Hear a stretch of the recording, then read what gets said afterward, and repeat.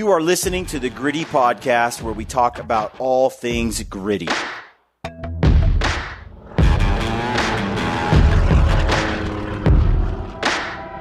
right, folks, the Western Hunt Expo is fast approaching, and we have another gritty movie night that we're going to bring your way. We have booked a theater for February the 13th from 6 to 8 o'clock. You can get tickets by going to briancall.com or go to the description field in our YouTube videos or check out our socials. We'll put the link in all those places. And we've got more than $10,000 in prizes for you to win. It's going to be a fun night. The movie that we're showing you is called Wild Arrow, Bow Hunting Bighorn. It's about our friend Jeremiah Plyer, who is the owner of the Wild Arrow Archery Shop. It's an epic adventure. You don't want to miss it. Here's the teaser.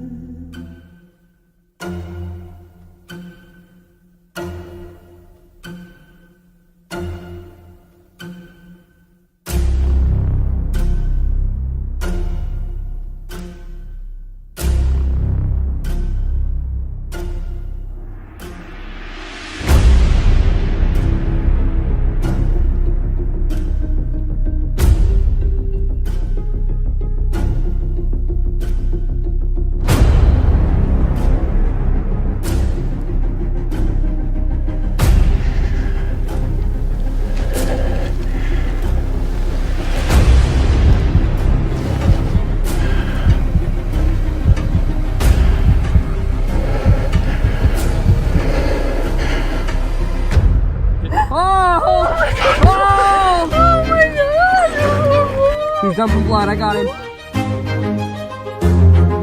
It sounded like an it, but I also heard rock behind him. I don't know.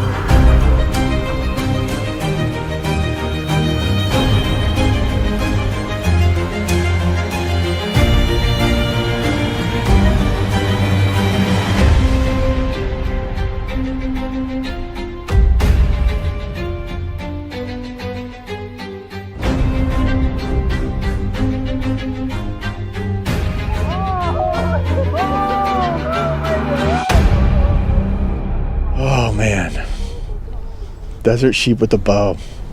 What an experience, dude. Welcome to the Gritty Podcast. I'm Brian Call. I got Brad Hunt here with me, and we were just chatting about hunt films. Yep. Like, what makes a good hunt movie? You know, that's the code I'm trying to crack. And whenever I make a hunt film, I'm trying to make it better than the last, or just different. A new experience for the viewer. Well, and the conversation that kind of sparked up was like, all right, what hunts or hunt films have you watched multiple times? Yeah, which ones have you watched multiple times, and which ones sucked you in? Yeah, like really inspired sucked you in, where you actually didn't fast forward through it, and you actually like to this kill shot. You know, right. You actually watched it. The list is, I start thinking about it. There's a couple of productions. So recently, there was a film that sucked me right in. And my audience, Lampers, would be so disappointed. He would be so disappointed in me. We call them ag rats. It would be a whitetail film. It would be. There's two films sucked right in, like fully up to the neck. Quicksand. Yeah. You hooked me and you kept me. And that would be Seek One. Their videos, Roy first and of all, those guys do a good job. Lee is very good at weaving a good story. Kudos. It's urban archery hunting for freak deer. Yeah. So killing a deer in backyard under a kid's toy set is a little like, ma'am, can I shoot over your swing set to kill this giant deer in your backyard? But I'm telling you, having spent a lot of years in Portland and dreaming about shooting a deer in the golf course, there is an element of, it's a spectacle I can't take my eyes off. Right. I watched that one where he was practically in the ghetto, and like a dude shooting up with a heroin while the 220 buck walks by. I mean, you're talking. It was like, don't get a disease, Lee. Yeah. I can't help but watch the insanity of it. There have been times where Seek 1 is just interesting. It's not even hunting I do. Yeah. It's first of all, I don't hunt much for whitetail, and I certainly don't hunt urban. But I will say, from a standpoint of today's films, like right now being put out, yeah, and even though I'm not a whitetail guy, they are some of the best out there in the storytelling. They're really good at doing that. To me, as I watch it and I thought about it, it goes into I'm a sucker for a good story. Yeah. And they're telling stories. They're not just going, I went out and I shot this deer. Right. There's a whole like 2-year journey sometimes for that deer, which I find really interesting. And the story's pretty well told, and the excitement and all of that. So one of the films that I watched recently that I thought was really good, and it was what kind of got my attention was, and it was a month ago. It's what it says on YouTube, but it was 2 hours and 22 minutes. Right.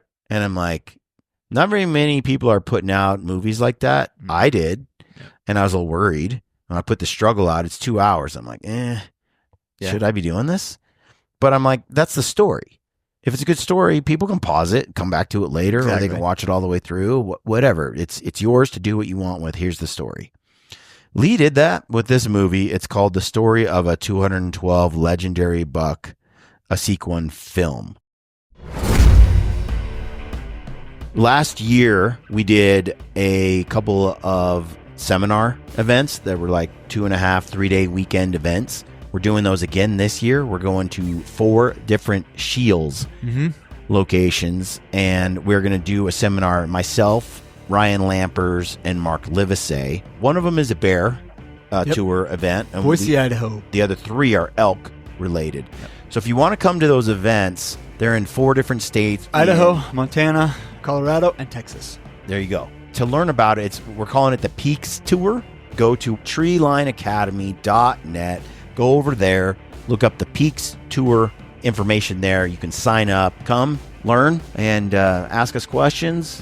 It was a hit last year when we did it, so I think you're going to enjoy this one. It's a fun multi-day event, and hope to see you there. Go to treelineacademy.net and look up the Peaks Tour. So I suppose this is a film unlike, I don't know, well, all their productions seem like films to me, but this one's legit. Like, it's a great story. Yep. Amazing deer, but it's a good story. And it goes to show that it doesn't have to be entirely relatable in the sense of the species or the location. Those are not my deer species and the location that I would hunt them.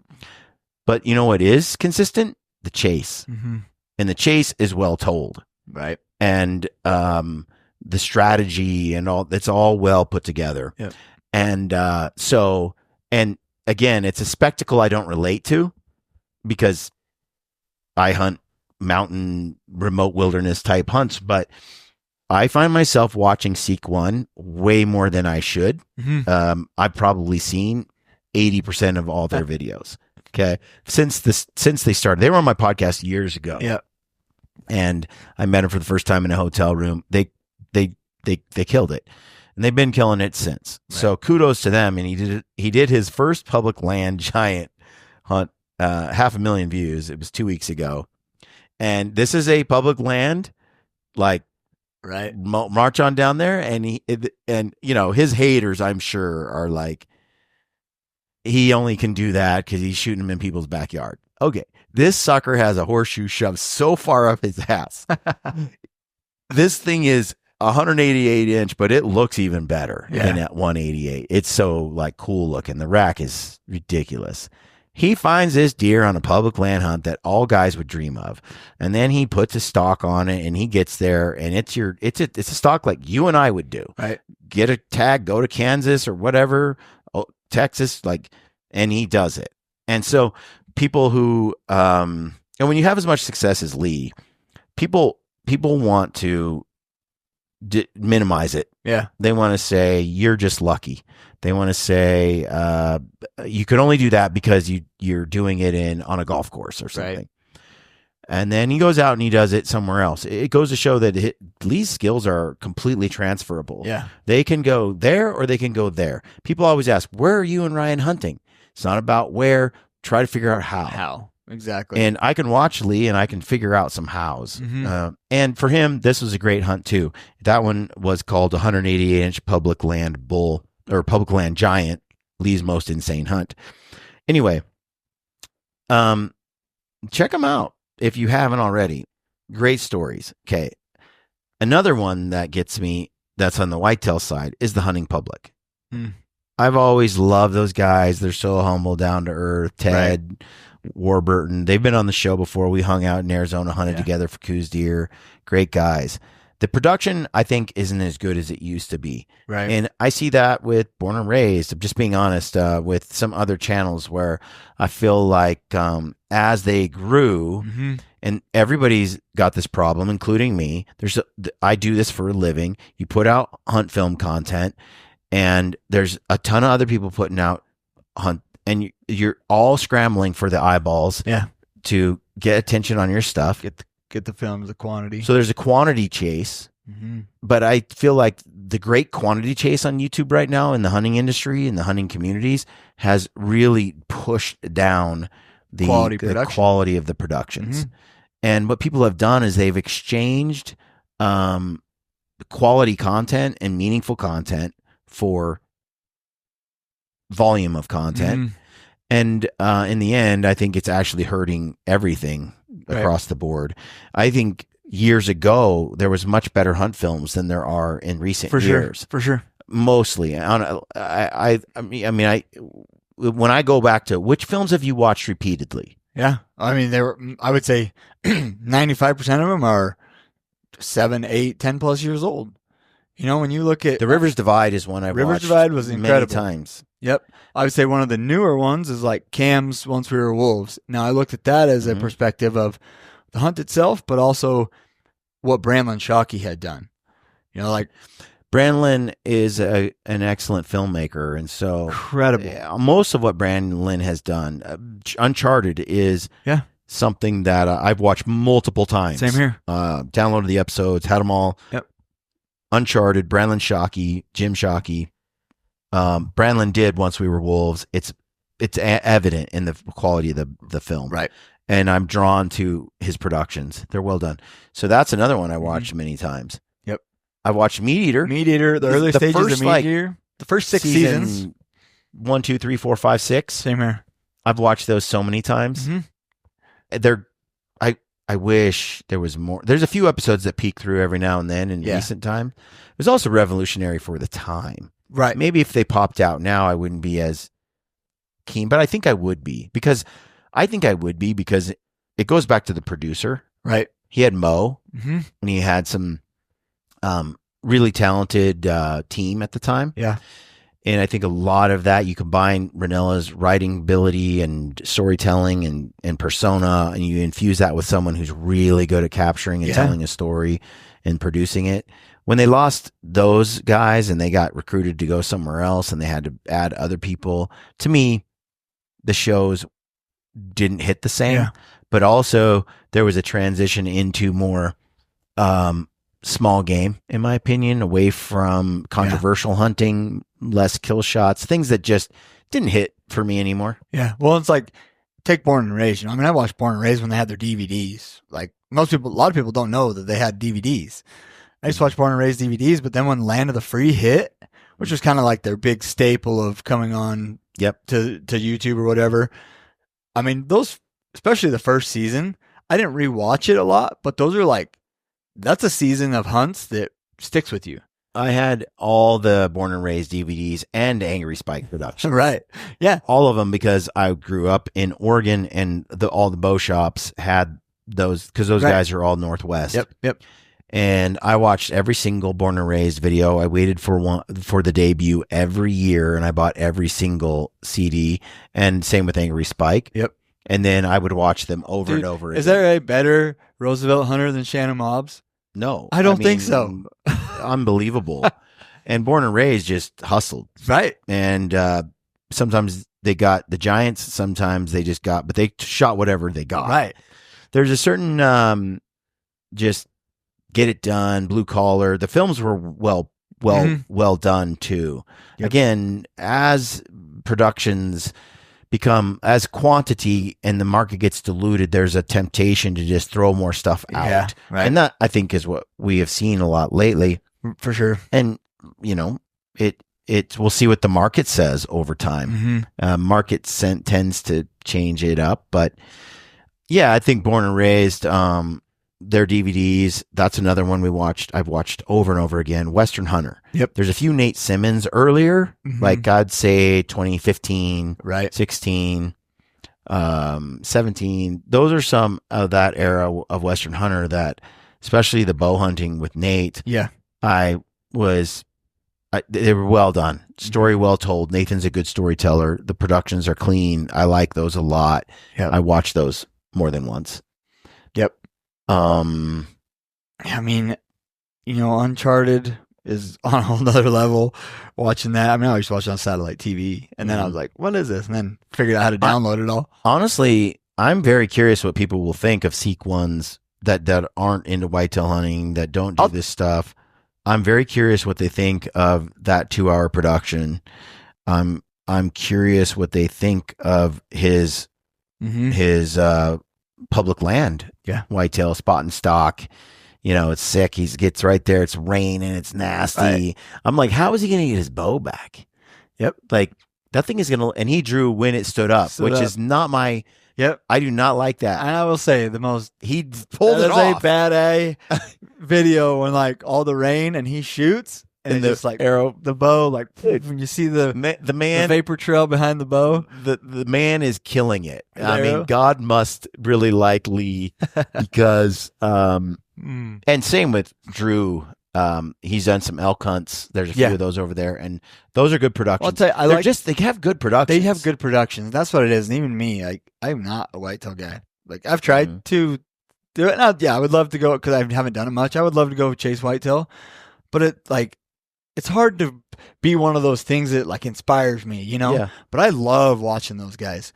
Even some of the Heartland bow hunter stuff, I've watched it off and on. Always loved Heartland bow hunter as well.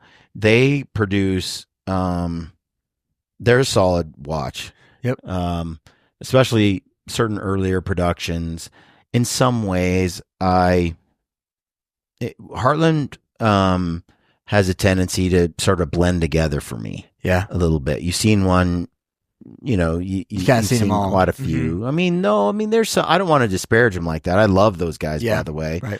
It's just, they two kind of run together, but if one pops up and it intrigues me, I'm going to watch it because I know it's quality. Right. I know it's quality, but I definitely have a nostalgia for the early Heartland bow hunter because they were ahead of the game.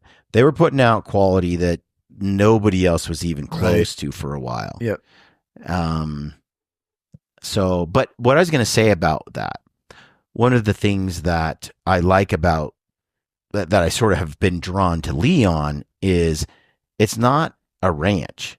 Yeah. It's not someone's random DIY feeling type of thing where Lee's like, well, behind this gas station, there was this buck rumored from 7 years ago, and I found him, and now I'm going to find a way to kill him. Yeah. Like, that's all crazy, and it's really interesting. With Heartland, it's like, this is our land.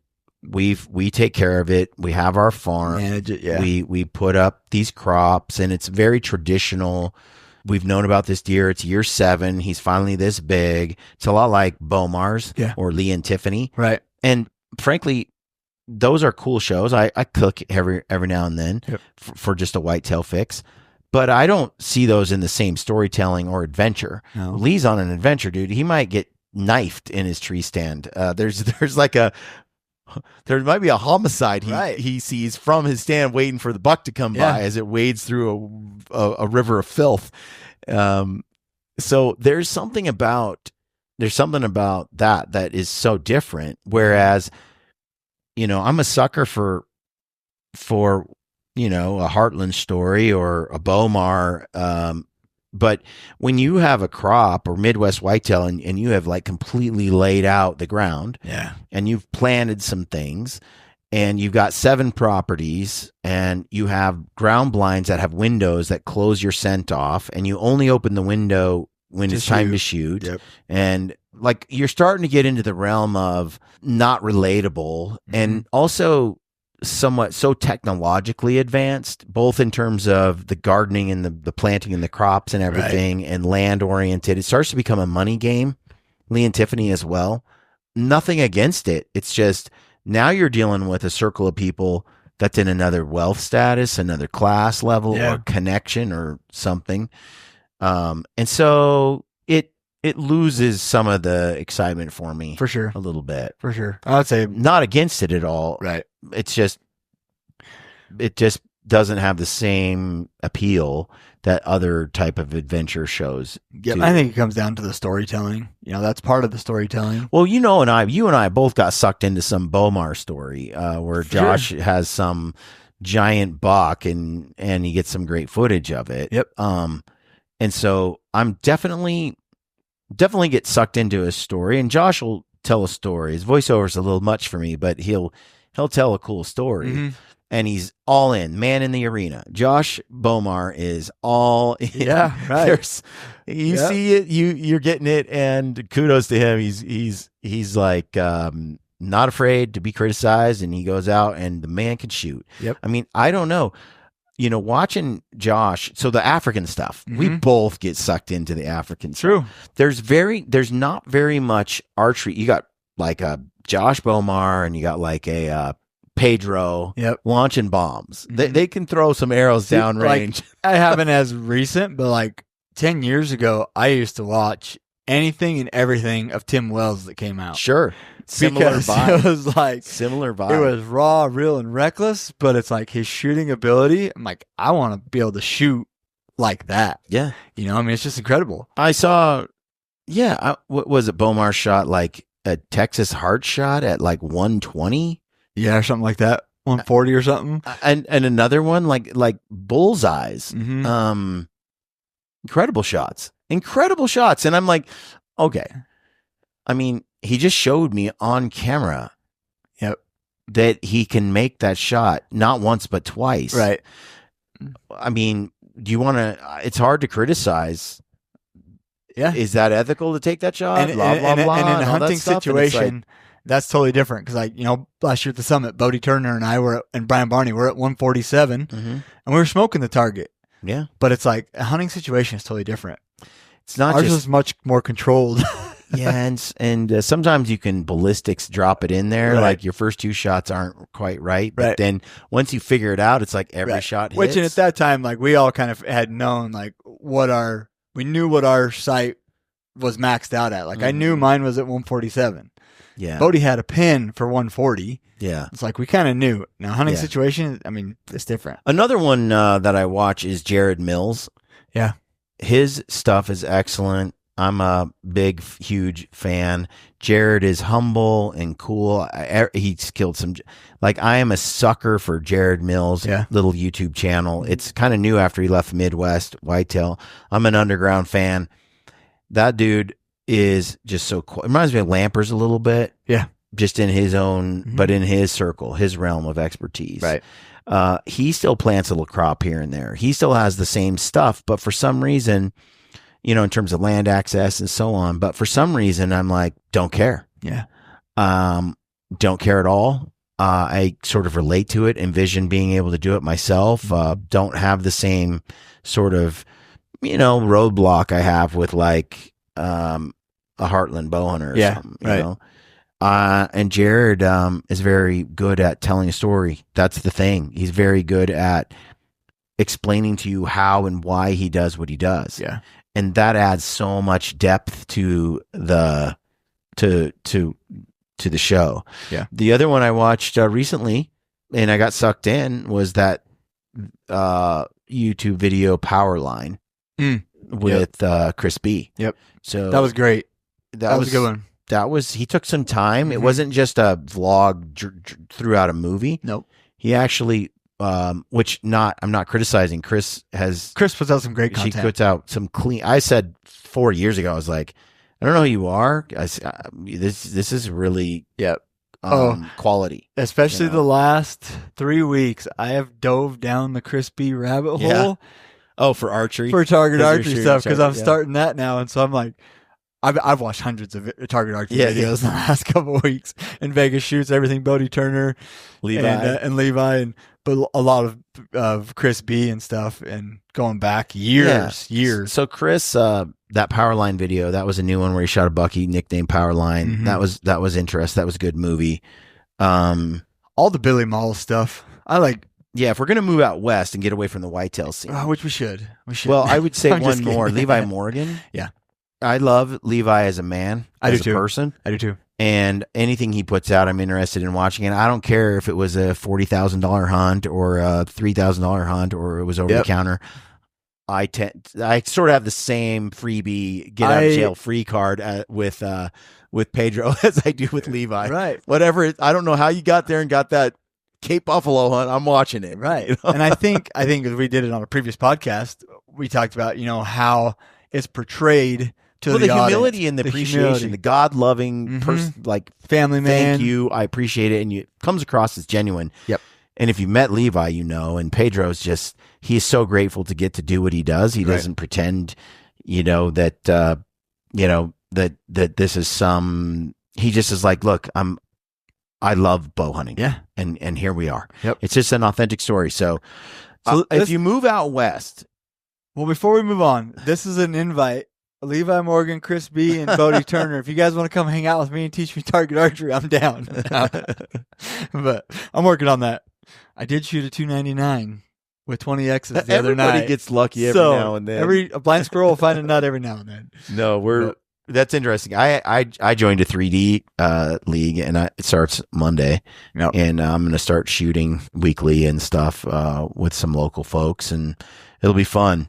Need to hone in those archery skills. Yep. So I'm moving out west. Billy Mauls, you mentioned. Yeah. Billy Mauls is one of my main go-to channels because Billy's just real. Yep. Just real. And he gets to hunt animals that I dream about being able to hunt, from grizzly bears to sheep to moose to caribou in some dangerous country, in some wild country. Yep. And there's lots of it. And it's not too froofy and fluffy. It's pretty raw. Yeah, it's not like it's a super nice polished production by any means. Mm-hmm. But I think what replaces that production value is the storytelling that Billy does. Well, and you still see the animals. Correct. Like, one of my things about the vloggy stuff that you see is the animals a dot far away. Mm-hmm. Billy gets you like right in their lap sometimes. Right. Sometimes that grizzly bear is about to eat them and it's on film. Yep. So he's very good with that cheap little sort of camcorder style filming. Yep. He's mastered it, and he's been able to bring you along and make it very, very real and authentic. He just a lot of people comment on, I only watch Billy Mauls and I only watch Gritty. Yeah. We hear that a lot, actually. Which I feel to be in that class. Yeah.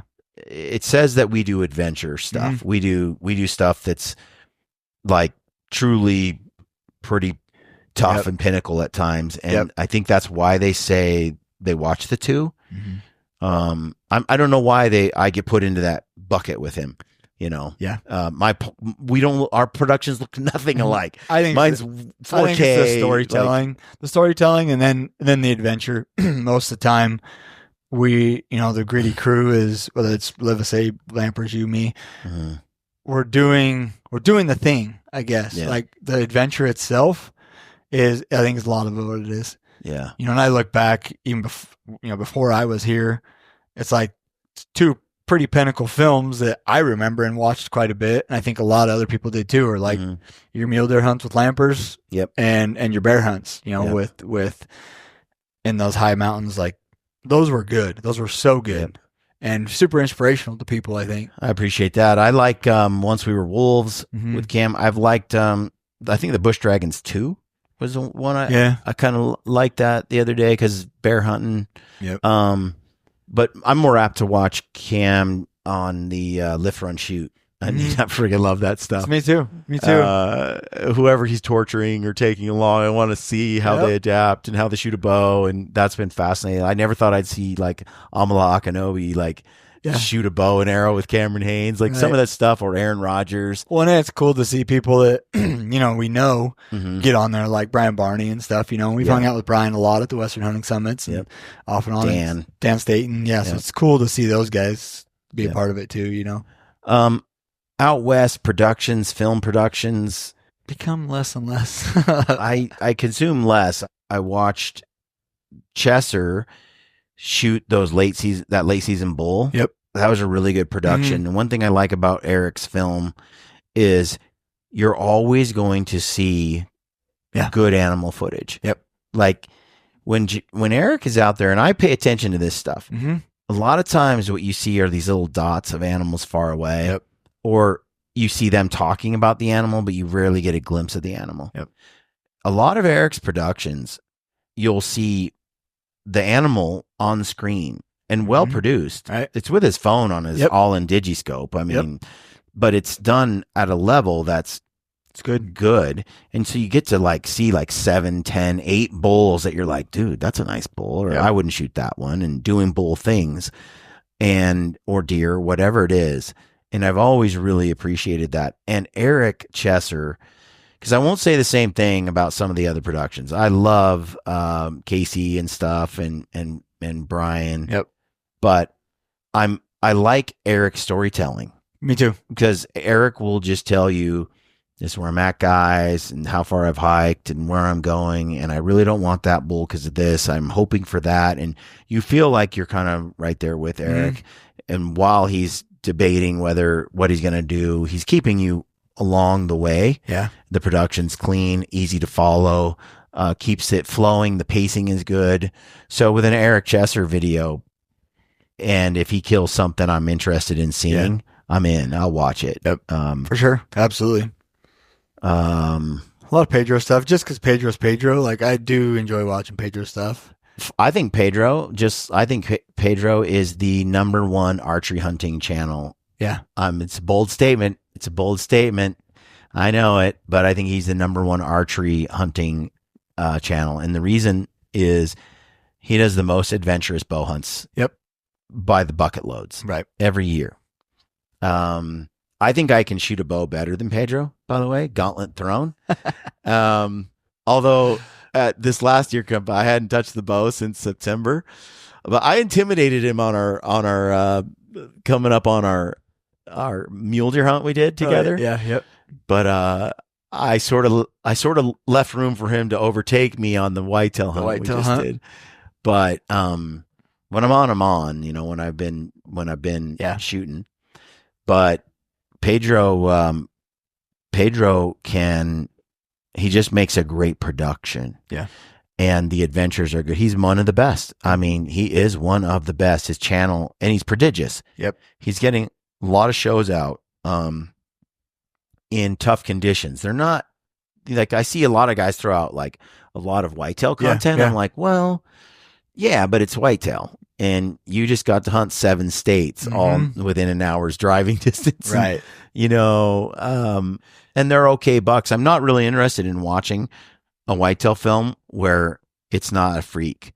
Yeah. Because I guess there's just so many whitetails out there that I've sort of lost interest in an average one. Right. They've ruined society on what deer look like. True. A normal deer should be, a normal whitetail is like a 160-inch giant.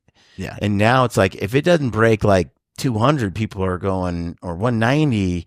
Yeah. Because there's just seeing too much of that. Another channel, video I will watch every time is Nathan Endicott. Yeah. If Nathan puts a film out, I'm going to watch it. Yep. And it's not the highest production, but it's a good production. Yeah. The sheep hunt he did with his dad, archery sheep hunt, it's a good one. It's for a man that's the film and the hunter Yep. and the producer. It's good. It's a solo hunt. Yep. He's a solo hunter Mhm. filmmaker, which is another one. I used to binge a lot of solo hunter. I'm nostalgic for the old stuff. Right. Once I went through all the domestic hunts, I went back and consumed all the international ones, which is when I really became a fan of Remy. Yep.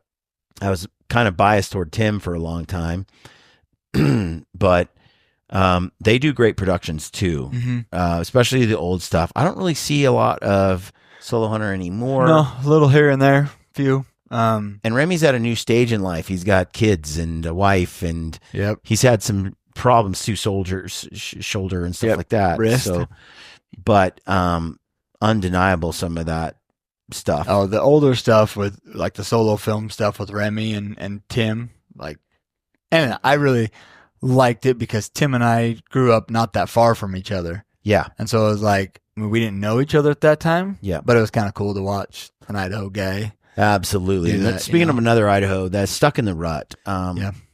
those guys are probably in our peer group some of the most Accomplished. accomplished and capable hunting Mhm. people on planet Earth. Yep. Reminds me a lot of lampers. Like, they're just killers. Yep. They will find a way. Yeah. And they do it, and they get it on film, and it's what you see is what you get, and it's real raw. Yeah. And real raw. And their production has gone up quite Mhm. a bit over the last few years for sure. But I don't hold a candle to what Tom can do Yeah. hunting. Yeah. He just, Of I all of wish them, I Tom, was Trevor. as good a hunter. Mm-hmm. I'm not. If you want to follow along and be around someone that just, it kind of reminds me of like that Lampers, Russ Meyer status where Yeah. there's just some people that have that Yep. killer capability. For sure. It's not like they're making up for it with just hard work. They're just innately into it. Yeah. I don't know if you know what I mean. Yeah, You think no, I'm for just sure. saying the same? Like, Oh yeah. so the productions are okay. They're not great. They're not show stopping. Yep. But it goes back to sort of Billy Mauls type stuff Mhm. where their thing is never about the production. Yeah. It's about the caliber of the animal that they're getting on an over the counter hunt that you and I could never pull off. And it's, on the regular. Yeah, they right. do it every freaking year. Yep. And you're like, they do it again. They do. Yep. Wow. And they kill some big stuff. It goes back to, what makes a great channel? What Mhm. makes it something you're interested in watching or being inspired to see? One of the things that makes it a great channel is you do the thing. Yeah. You're the person. 100%. Your video showed doing the thing. Mm-hmm. And when I say doing the thing, whatever that epic achievement is, Yeah. that's one ingredient. Achieve. Do the thing. That's an important ingredient. For the most inspiring film, you got to kill the animal. Yep. Right? And the other part is that, and so it goes back to like, the bigger the animal, Mm-hmm. the more you can get away with a lousy production. It's true. Like So when true. I watched the Firebolt, not a high quality production, but when Eric shot the bull, I was like, that's a nice bull. Yeah. So it's like and it still got millions of views. Well, why? Not because the production was super great. Right. It was okay. But it was the story that was It told the there. story, and it was the achievement. Mm-hmm. Again, it goes back to the story too. If the story is good enough, Yeah. you'll forgive some really lousy quality film. Correct. For sure. You'll let that Absolutely. slide, which goes to show that the story matters. And now, let me ask you this. How many forgettable films that are epic do you watch? Forgettable. Like, you're like, oh, that was amazing beauty, but I forgot at the moment it was done. I think the number one, I'm going to throw some people under the bus here. All right, folks, if you like the show and you want to support us and you are in need of a taxidermist, check out our friend Jeremy over at Judkins Custom Taxidermy. He does incredible work. He's got the cleanest taxidermy shop I've ever seen. And when you use the code GRITTY, Jeremy is going to expedite your project by 2 to 3 months. And he already has an excellent turnaround time. So check it out. Go to Judkins Custom Taxidermy. Let him know Brian Call at Gritty sent you. Get your mount expedited. Now let's get back to the show.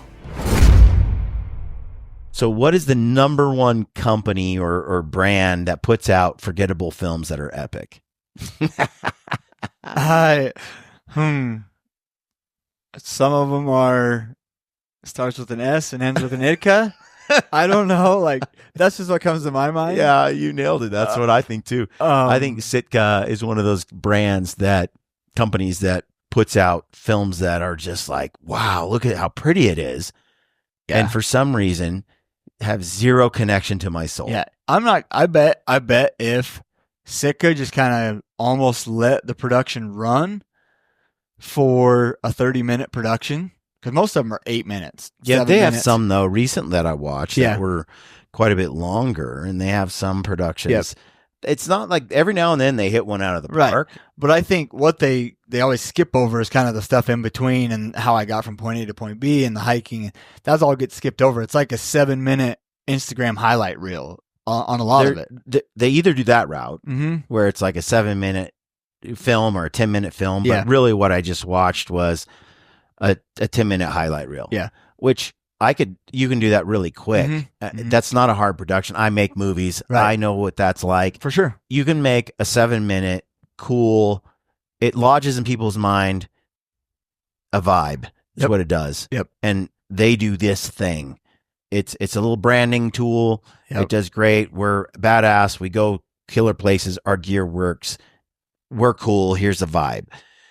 It doesn't really bring me on a journey with you. It doesn't really inspire me per se. In some ways, it does the opposite. Yep. It turns me off because I'm like, okay, another pretentious, pretty, cool, highlight reel. Yep. I don't care. Right. Let me ask you this: as far as, because we're kind of talking about films in the industry, companies, what do you think, old and new? What do you think some of the best producers are of hunt films as far as companies go? Backpack companies, gear companies, just hunting. Who made the best? Who made the best films that like were a good quality film and a good story as well, instead of like an individual creator, like like a Stuck in the Rut or a Hush or something like that. Like, company wise, I think Hunt and Fool puts out a really good set. Everything they drop is pretty darn good. Yep. If you haven't checked out Hunt and Fool on YouTube and stuff, you should go check it out, because like the Dirty Devils hunt with Jared, there's a few others.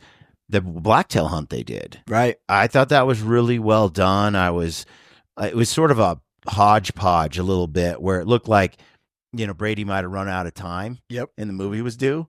So you get like this really well produced, and then you got, okay, it's time to get it out. And it's like, it's not so good. And it gets better toward the end. Yeah. I've been guilty of that, folks. I know what it looks like. Happened a lot. A lot.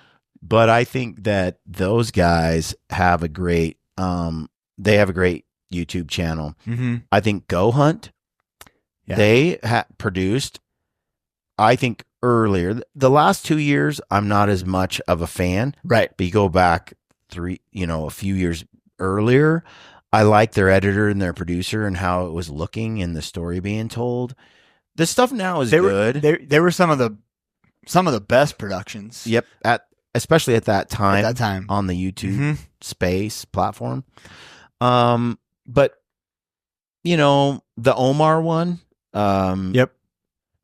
That was kind of funny, and with him and Lorenzo going back and forth, and he shot that bull, and it was pretty darn good. Yeah. But for some reason, I'm not getting drawn into the more recent Go Hunt stuff. Right. I'm not. Let's say this: it's better than most of what's on YouTube, in my opinion. Right. Yeah, I would agree. But I just think the bar's kind of low across the board. Everybody's dropped their quality a little bit. Maybe I'm wrong, but or maybe I'm jaded or something. I think so. And then I would put, as far as a quality production and the way the film is, I'd kind of put them in side by side, the same in a way. Loophole and Weatherby. Yes. They have a quality production. Now, sometimes it's a shorter hunt or whatever. They kind of leave out some stuff that I wish they would leave in. They kind of just briefly touch on it, but I would say they're, especially since Kobe has started working at Weatherby, Yeah. some of their hunt films Yep. are pretty good, and the Leupold stuff is usually decent. Yeah, You know? I think so. Luke Duesenberry, anything Luke does is always good. Yeah. And he's done a few for those companies. Oh, and there was even a few at Go Hunt that Weatherby. Luke had done, Yeah, true. early on. Yeah. A couple years ago. I think they do good. Who else in the hunting? We're obviously just riffing off our head. We are. I would And say so there would be I'm sure I'm forgetting some major. there's one hunt that We didn't talk about Limitless yet. yeah, And they just get it done. Limitless Outdoors is one you cannot leave out. Mm-hmm. And I find myself watching because of, their do-it-yourself moose hunts. I don't think anyone compares to. Right. If you go back through their catalog, you find moose hunts that they've done that are just jaw-dropping. Yep. On some levels. When they go all the way out there and kill a moose in the middle of nowhere, and then they try to use the moose hide as a blanket to stay warm in overnight. They're basically a grizzly bear taco. I don't find them having the greatest wisdom. Yeah. Which they'll self-admit. Yep. And they'll probably die sometime someday. They just man it out. Hypothermia. They're going to crash in an airplane, or they're going to get ate by a grizzly bear, or they're going to drown, or fall off a cliff. I feel like they're always on the edge of they're balls to the wall, give it everything they got, right? And at the same time, reckless. Yeah, I've seen a lot of recklessness. I think that's among them. Right term. And that's just how they roll. And I have nothing against reckless, by the way. I think too much of people are like, you didn't have a life jacket and you didn't do this and you didn't. I'm like, dude, quit regulating everyone's safety. Yeah. If they die, they die. Shut up. If I want to jump out of an airplane, let me jump out of an airplane. Yep. I kind of get annoyed by the safety brigade. So my rebellious side is like, good for you. Almost killed yourself. Well done. At the same time, it is reckless. And I'm like, that's dumb, but you lived. So cool. Yep. But there's no question that those guys bust, hump, and get it done. Now, the religious side of it, I'm a religious guy. Mm-hmm. And anyone who knows me kind of knows that. And I think my audience knows that. I'm not as preachy about it. Yeah.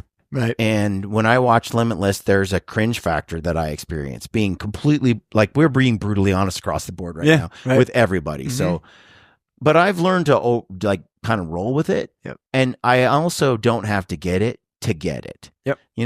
I don't have to understand why my wife has to shop for 4 hours to buy one t-shirt, but I know it just has to be done. Yeah. I don't have to get it to get it. I can just go, I don't understand, but I'm okay with it. I'll roll with it. Right. I can look at what the way they deliver it and go, there's people out there who really find that meaningful. Yeah. It for me, it doesn't hit. And when I get people commenting and saying, hey, why don't you give praise to God and do all this stuff and say all this stuff? I thought I did. Yeah. I thought I did. I just didn't do it like an evangelical or whatever, right. And I think depending on how you grow up and where you're at and the culture you're from, there's things like that can be really comforting to some and really awkward for others. Yeah. For me, it's not my cup of tea, but I just fast forward through that. Right. And I consume the rest of it. And they do. I give them praise. I'm like, look, you are helping. There are people, I can read the comment section. There are people who freaking love the fact that they wear it on their sleeve and they say it the way they do. So again, I don't have to get it to get it. No. And kudos, because they do some amazing hunts. Mm-hmm. They do some things where you're like, wow, they're like stuck in the rut. Yep. Like they are some good old boys that, and they do the thing. They do the thing. And now they've moved. They moved to Alaska, if you followed their journey. Yep. So that they can do the thing up there all the time. With a much less expense. Yeah, they can hunt sheep which they are. Grizzly. And they can hunt grizzly. They can hunt it all, and they are. And I think this season is their first season that's going to hit the internet, hit the YouTube, that actually shows all that Alaskan adventure. Yep, I'm excited for it. I watched the first one, the sheep Ram one. or whatever. Mm-hmm. Was it the Ram? That one was I think good. it's called the Ram. Yeah, that one was good. I've been on a sheep hunting kick, so I did watch Foss's sheep hunt with his brother Cam on the Sitka channel. That one was good. Yeah. It's kind of your TikTok highlight reel, or the production is like a extended highlight reel. It's a little cold to me. Could have been using a teepee and a stove. Well, we'll disagree with Adam's take on that. I saw plenty of wood. A lot of wood in that film. And I think Adam's hard-headed personality, where he's like, you can't use teepee here. Quit asking me why I don't use teepees. And I'm like, we would be using a teepee on that exact same hunt. We'd be thriving in the heat, and there's no place that we can't pitch it. I'm sorry for the argument of Adam can disagree with me. Yeah, and he probably for the does. argument of I couldn't pitch it here. I had to go a solo tent. Okay, I have a solo tent that has a stove in it as well. That's that right. I can pitch on the 90-degree hillside. That's right, and we do. There's no place, Adam. By the way, in the video, I can see where the Hilleberg is set up. There's no place where he put the tent where I can't put a teepee that I saw. So maybe that Hilleberg was set up somewhere else that we never saw on film. But anywhere he put it, I could put a teepee. Mm-hmm. And also, there ain't no way. I talked to Lampers about it. He's like, there's no way in hell we're doing that hunt without a stove. And you might go above timberline. Right. No, we did that. We've done that. I've done that in like 8 feet of snow. Mm-hmm. And I pitched my teepee with a floorless shelter on top of that 8 feet of snow. Yep. And I don't have a wood stove unless I am willing to go down and grab wood and bring it up. Which, if I have to pack it half a mile, we've done it. We've done it. We've dropped below timberline, loaded our packs with 100 pounds of wood or so, and hauled it up there so we have fire for the above next timberline 2 or 3, 4 days. For the next 2 days, 3 days at the top. Yep. Like, it's just it's a choice that people make, but it's not true to be like, it's not the right tool for that job. Yeah. It is. And I've done it enough now that it's an absurd. Correct. But I think some guys get in their head, like Hilleberg, Climber. Like, I also heard Adam's video on Sitka where he talked about boots. Yeah. And he's like, and staying warm, 7 tips for staying warm. I don't agree with his tips. I stay warmer. I use a boot dryer with Graxaw boot dryers. I have a wood stove. Even if I go above timberline for 2 or 3 days and I freeze my butt off, which we do for our mule deer hunts up where the goats are. And then we go, okay, found the deer. They're down there. We have to drop down, spend the night in the bottom, climb up. That's the day everything gets dried out. Completely. That's the day we're near the wood and we get things cranking before we enter above timberline on the opposite side and kill the animal we're after. So there's no reason. You can use the stove when it's needed, and you don't run the stove when it's not. And our stove teepee combo weighs less than the Hilleberg. As well. Exactly. So it's like, it's just more experience and more bushcraft, and you wouldn't go that route. Yeah. But anyway, that film was good. It was an epic achievement. Really good. Shooting that sheep was epic. I so envious of that. I want to be able to bow hunt a sheep like that in those kind of conditions in the snow. There is no question that what they did, those temperatures, negative 20 and stuff. Well, I think it was Celsius, so you're like -5, -10. Yeah, which is still freaking. It's irrelevant. That's what I mean.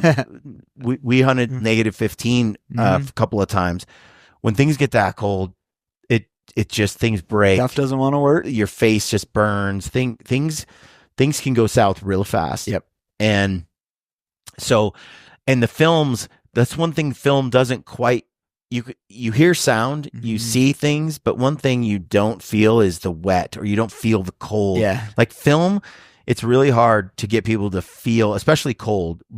Water you can see is drenched, but cold is hard to portray into the bones of the viewer. Yeah, exactly. But if you've been there, you recognized it, and then to kill a sheep. First of all, just to find a sheep, tough, a shooter. Yep. Then to get there, shoot it. Anyway, that was an amazing film. But Sitka wet the bed on that other one, which came out a month or two before, I think it was, which was like this trad bow. Oh yeah. I forget what it was called. The Tradbow sheep hunt. Uh-huh. Yeah, I can't remember either. It just didn't Didn't hit. it was for pretty, me. and I don't know, it did not connect at all for me. Nope. I found it just rubbed me the wrong way for some reason. Yep. And I wanted to like it. And it's funny how videos do that. Sometimes the real pretty ones, if they don't have a story to match it, Yeah. or they didn't, I don't know. One that I really enjoyed that, and maybe it's because I have a relationship there, but I really liked, because the story bouncing back and forth and kind of telling what was going on and where it all started, was the Eberlestock film full. I forgot what it's called now. Is that the sheep one? The sheep one with Glenn. Glenn. It's called. Was he sick then? Yeah. He just got ahead, kind of like, he didn't know at the time, Mhm. actually, but that's kind of the hunt that he kind of was like, something's wrong. And then shortly after that, he got diagnosed with cancer and stuff like that. And I think so far he's completely beat it. But yeah, I can't remember what that film was called now. But Full Measure, I think. Mm. I think that's right. Backcountry BC and Beyond with Dustin Rowe. Yeah. They have a YouTube channel. Yep. And it's kind of sporadic here and there. Yeah, some are great. Some are. But there's a few good ones out there on that channel. And it's just my boys, like Tanis Dorn, and there are a few. And they've got some good stuff here and there too. Gosh, I know somebody's going to be like, you're such you didn't mention this or that. But really what I wanted to just sort of talk about was just kind of what's getting our attention and what we like. Yeah. What we didn't like. I haven't watched as much, but like there for a while, I was watching a lot of Samong Outdoors. Samong? Yeah. There's another one. See, we're going to forget some. And people are going to be like, how could you forget? Exactly. We'll just do a follow-up podcast. Yeah. You'll leave it in the comments torching me, and I'll talk about it then. But, I mean, there's many others out there. Samong has a hardcore audience, and the reason I think that is he's a great storyteller. Mm-hmm. He is authentic as they come, honest. He's very good at teaching in his content, like kind of why he's doing what he's doing. He's not pretentious in any way. Mm-mm. He's very grateful to be here. His gratitude just comes through the content. He's a class act. Yep. Humble beginnings, humble family. So, and he stays in his own little world. Like he's not like looking for fame or popularity. He's just trying to he's trying to bring value to the marketplace, and the marketplace is rewarding him. Yes. So he's one of those creators that I click on his stuff all the time, but I definitely binged it in the beginning because I didn't see a lot I saw him doing a lot of my techniques and my style. Yep. But he's got his own as well. And he's, for having just bootstrapped that thing and doing it all on his own. Right. Somewhat like, he's just getting it done. Yep. He's very likable across the board. Like Big Time Crit. We talked about his film the other day, and I love these young guys getting after it. But there is a difference in, like, when you're dealing with a style. Yeah. You could argue there's like a Utah style. Yep. He's in it. For sure. Maybe Chesser set the trend, or Hush, or whatever, but you got the flat brim, super clean. Yep. Martin Chag, he's also has great content. Hobos like Ryan and I. Then you have us half-dressed hobo guys and hobos, and and then you got like Samong, who is mismatchy camouflage, and Yep. And that's going to appeal to all different people. The one thing I don't like in a film, though, or in stuff, is look how we do. We just are the dudes. We are it. We are. Look at this bravado. Yep. I got nothing. I got no use for it. Yeah. Any bravado coming out? Okay. The high fiving. We do this all the time. We bad. I just am like, okay, grow up. Yep. Like Dialed In Hunter, he's got some good stuff. Josh got some pretty good stuff, on the coos front too. Yeah, and he's killed a lot of coos with the bow. Mm-hmm. So, yeah, off the top of my head, that's kind of what I. We'll come up with more, I'm sure. Think of. We'll There's a lot out revisit there, this but again. There's also a lot that's like, it's okay. It's okay. We threw out a lot. I mean, if you haven't heard some of these, check them out. Yep.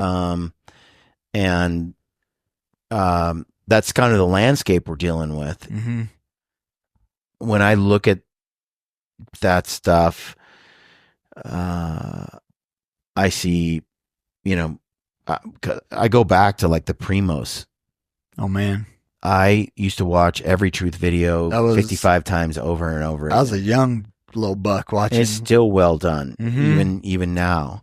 And I am a little nostalgic because I feel like a lot of the stuff that's dropping over the last couple of years Mhm. is all about volume. Yeah. And the production values have really gone down. Yeah. Really gone down. And it could just be that there's not a lot of, I mean, I'm sure it's true. There's not a lot of money. The cost, the juice isn't worth the squeeze, Yeah. maybe. Right. But also it's a trap. I think people chase numbers Mm-hmm. and they're like, well, if I did 3 videos that got 35,000 views each, Yep. that's, over 100,000 views. But if I do 2 videos, I got 70, I need to do 3. Yeah. Right. And then it's like, well, now the videos are only getting 25,000 views per video because you've trained people Mhm. not to watch the videos anymore. Yeah. Because I know this, after I see a few mediocre shows, I'm like, this isn't a channel I'm going to follow anymore. Yeah. I'm going to move on to this, or I'm not going to click. I'm going to be very careful about where I use my time. And Mhm. a lot of the content doesn't appeal to me. So what happens is if I happen to be in a stage where something pops up in my feed, I might click it.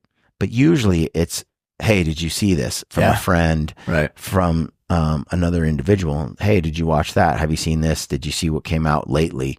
And then I'm over there and I'm like, interesting. Yep. But there's a lot out there, and I kind of, but I have a few, like, They're favorites, not favorites, Pedro. but like, yeah, I look for everything Pedro drops. Mhm. I'm excited about it. me too. Anyway, friends, thanks for tuning in. Let us know what you think about this discussion on Mhm. our YouTube channel in the comment section. And if there's somebody if there's somebody we forgot, or Or some just show we need to check out, Check out exactly. hit us up. Let us know what you think. And thanks for tuning in. We'll catch you on the next episode. Stay gritty.